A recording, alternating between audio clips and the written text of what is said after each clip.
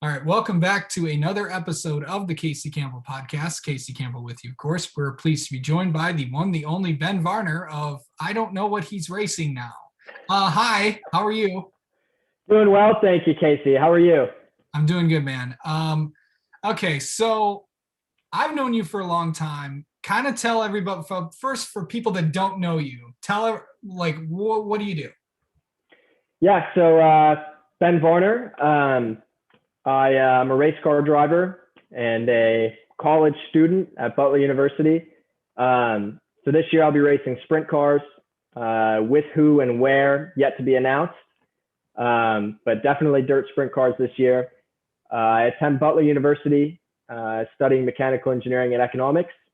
I started racing go-karts when I was 7, moved up the ladder of go-karts, local, regional, national stuff. And then from there, I moved into the F1600 series with Lucas Oil and, did about a race there and showed some good pace. And then after that, went into some circle track stuff, some midget stuff last year, dirt and pavement. And now this year, we're going to make a full run in the sprint car. Okay, so you're doing this sprint car thing. A lot of drivers have been, possibly heading that route. The interesting thing about this is the circle tracks are not your background there. What made you decide to want to do the dirt stuff? Well, exactly. And definitely, last year, racing midgets, I was racing with Mel and Don Kenyon, who are legends of, IndyCar and dirt racing. Dirt racing is just really starting to take off, especially, in the Midwest, kind of where IndyCar is based. It's really, blown up within the last 3 years. Roger Penske said that the dirt route is the new road to Indy. He said that's where the drivers are coming from, which, or he said that's, where they will be coming from in the future, which, is really exciting. We had a really, really cool opportunity to go and race midgets last year. And that's kind of what, made us do the switch from the circle track stuff or the Formula car stuff to the circle track stuff. So it's definitely started to take off and it's really exciting. Okay, so I know you're doing this dirt car thing and all that fun stuff, but I know that you have other, the ultimate goal for you is IndyCar, if I'm not mistaken. Correct. So I know that, unless you're new to motorsports, or if you've lived under a rock for I don't know how long, it takes sponsorship to run in motorsports, as many people know. What on that front, where do you stand? Could you possibly be, getting in one of these, open wheel cars anytime soon? Yeah. So, we're making a pretty solid run at the F1600 championship a couple of years ago. I ended up having a crash that, took the bulk of our funding away. And then that inevitably led to, our main backer kind of getting cold feet and getting out. But I've got a really good team around me and, we're definitely working on finding enough funding to get back into the road to Indy, back into the Formula car, paddock where we belong. But there's definitely a chance for next year or the year after to get back onto the road to Indy, possibly a USF or an Indy Pro 2000 deal. We're talking about after some more circle track stuff. We're going to try to run some pavement stuff this year as well. Maybe 2022 we'll make a run at the Freedom 100 would be another goal. So there are a lot of different things that could happen. Obviously, as with everybody, it all depends on funding, but I've got a really solid team around me and I've got no concerns. Okay, so there's other forms of motorsports that possibly you could try. You have Formula, you can go the Formula route. You can drive in F4 cars and see how that works. Or there's the NASCAR route.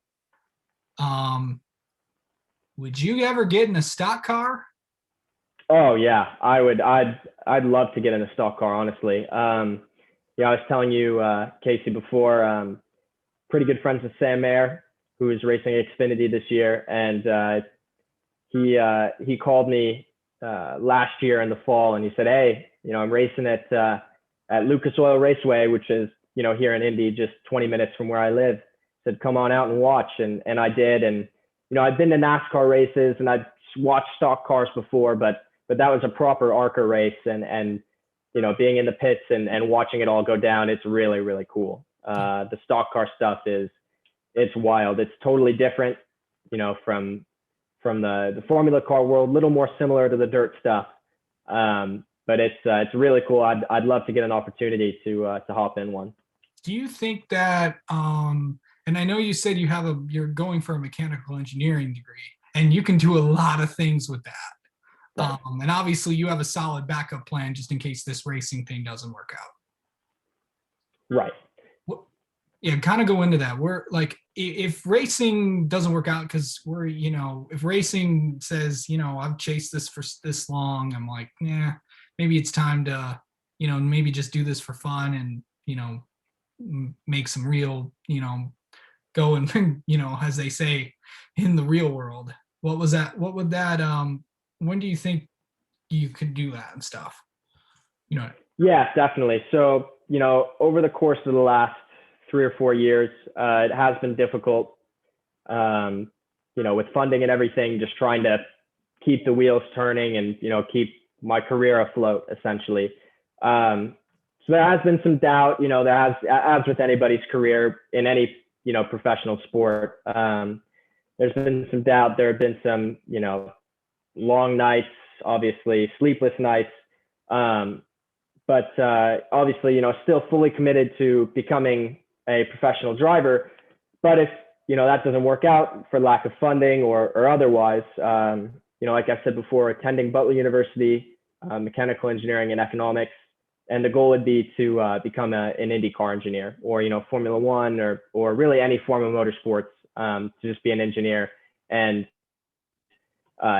stay around the sport. Obviously, fell in love with racing when I was 7 years old and wanted to make it my career from that point. And, obviously it's extremely difficult to make it to the top as a driver. And there's a little more longevity as an engineer. So it's definitely a solid backup plan. I know that no matter what I do, I want to be in the racing field. I have to be at the racetrack. If not, I'd go nuts. I'd lose it. Yeah. So actually this year I'm working with Arrow McLaren SP for the full IndyCar season. So I'll be doing a lot of data analysis, going over data with the drivers, seeing where they can find more pace throughout their lap and things like that. So I'm really excited for that. And there are definitely, some pretty cool opportunities waiting for this season. All right. And of course, from a local aspect, you are from the state of Michigan. You call Michigan home. There hasn't been an IndyCar driver from here in a very long time. What would that be like to get to be, really the first time in a long time for that? Yeah, definitely. I mean, that would be a dream come true, honestly. Obviously born and raised in Michigan, absolutely love it. My parents and I, spent our summers going up north to the lake and things like that, and just absolutely in love with Michigan, and it'd be so cool to bring the state flag back to IndyCar. That'd be great. Yeah, that would be really cool. Definitely. All right, Ben, thank you so much for spending a few minutes, and let's keep me updated on how your career goes, and let's have you on again sometime. Yeah, definitely. I'd love to. Thank you very much.